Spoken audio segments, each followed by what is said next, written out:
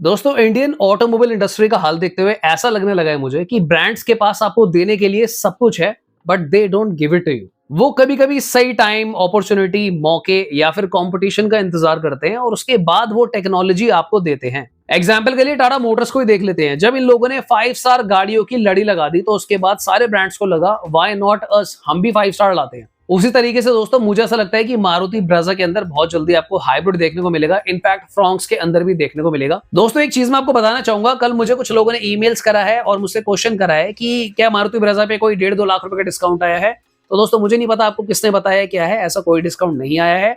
Last जो Maruti Brezza का offer चल रहा था 7.81 लाख रुपीज वाला, वही एक शोरूम का ऑफर चल रहा है। उसके अलावा आप जो भी देख रहे हो सब बोगस है, कुछ भी रियल नहीं है। कल मैंने एक वीडियो बनाई थी जहां पे मैंने आपको बताया था कि किया सोनेट जो है वो कन्वर्ट होने वाली है, उसका अपग्रेड हो जाएगा, प्लेटफॉर्म वगैरह सब कुछ चेंज हो जाएगा। हालांकि कल मुझे 1-2 लोगों ने कमेंट भी किया था कि ये तो फ्यूचर की बात है, जरूरी नहीं है, होगा नहीं होगा। आज ऑफिशियल न्यूज आ चुकी है। जितने भी सारे बड़े कार न्यूज पोर्टल्स है, मीडिया हाउसेज है, हर जगह आपको ये देखने को मिलेगा कि जो चीज मैं कल आप लोगों से शेयर कर रहा था दैट इज ऑफिशियल नाउ कि किया सोनेट का प्लेटफॉर्म चेंज होने वाला है।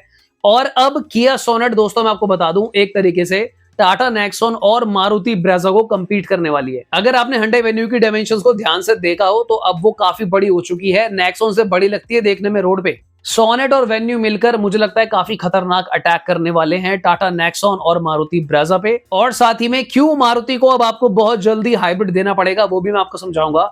एक बार पर एक चीज समझते हैं, स्क्रीन पे चलते हैं।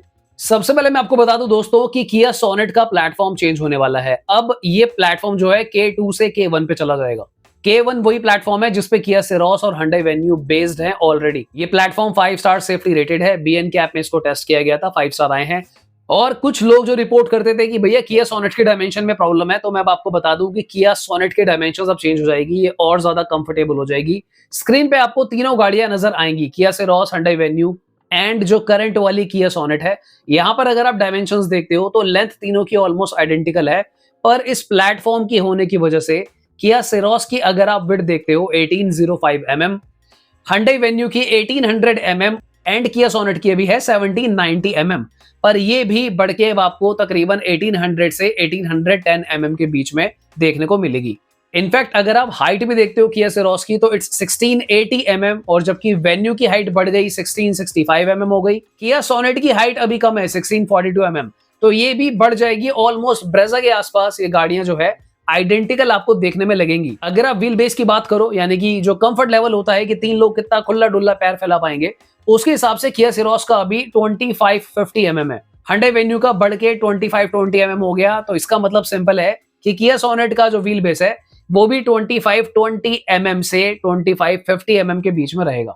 अब दोस्तों मैं आपको एक बात बताना चाहूंगा यहाँ पर, क्योंकि जो किया सेरोस है वो किया की गाड़ी है और सोनेट भी किया की गाड़ी है, तो डायमेंशंस किया सेरोस के आसपास तक जाने की पूरी पॉसिबिलिटी है।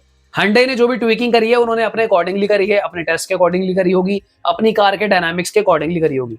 पर किया जो ट्यूनिंग करेंगे मुझे लगता है वो किया सेरोस के आसपास ही करेंगे। उसका रीजन ये है कि किया सेरोस जो है उसकी सेल कम हो रही है।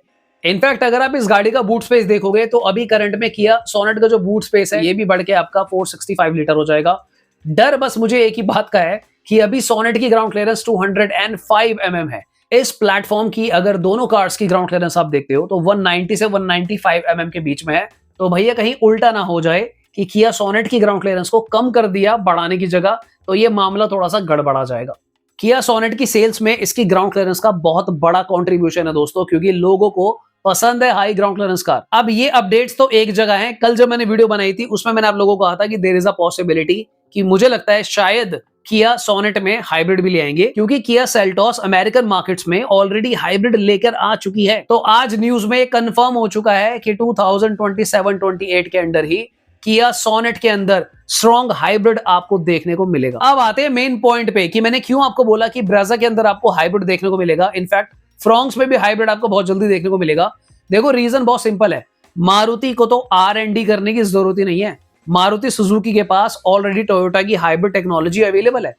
इन्हीं दिनों के लिए तो इन दोनों ब्रांड्स ने कोलैबोरेशन किया हुआ था। इन्हीं दिनों के लिए तो कार्स रीबैज हो रही थी, टोयोटा में जा रही थी मारुति की कार्स। सो यहाँ पर मुझे नहीं लगता कि मारुति थोड़ा सा भी इंतजार करेंगे। एज सून एज ये खबर अब उठी है, मैं आपको बता रहा हूँ बहुत जल्दी आपको खबर आएगी कि ब्रेजा फ्रॉन्क्स जैसी कार के अंदर भी आपको स्ट्रॉन्ग हाइब्रिड देखने को मिलेगा ही मिलेगा। जिस तरीके से इंडियन ऑटोमोबाइल मार्केट्स के अंदर इतने खतरनाक चेंजेस हो रहे हैं, मैंने कुछ दिन पहले आपको ईवी पॉलिसी एक्सप्लेन करी थी, जहां पर हाइब्रिड्स के अंदर 50% का टैक्स कम हो गया है रोड टैक्स रजिस्ट्रेशन वगैरह पे। तो ये सारे एडवांटेजेस को देखते हुए बहुत जल्दी सारे ब्रांड्स को हाइब्रिड में उतरना ही पड़ेगा, ताकि जल्दी से जल्दी ये लोग मार्केट को कैप्चर कर पाए।